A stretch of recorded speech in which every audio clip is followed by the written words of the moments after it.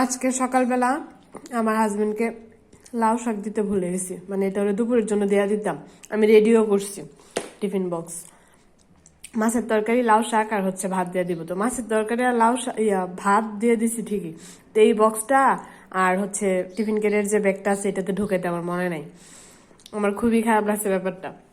যাই হোক, এখন মানে আমি দুপুরবেলার খাবার খেতে বসছি, তো এইখান থেকে আমি একটু শাক নিলাম, এটা দেখাইতেছি আর কি এখন ওর জন্য, ওর ভাগেরটা থেকে। এর জন্য বোধহয় বলে যে ভোগের অধীন ভগবান, এটা বোধহয় আজকে ওর ভোগে ছিল না। আমার কখনো এমন ভুল হয় নাই যে ওর কোনো খাবার দিতে আমি ভুল করছি, আজকে আমার এমন হয়ে গেল কেন বুঝলাম না। যাই হোক, ওর এখান থেকে এখন আমি খাইতেছি। এটা তো ও খাইতো এখন এই টাইমে। ও হচ্ছে ওর খোঁজ নিছি, ও হচ্ছে যে মাছ দেয়া, মানে মাছের তরকারি যেটা দেয়া দিছিলাম এটা দিয়ে ভাত খাইছে।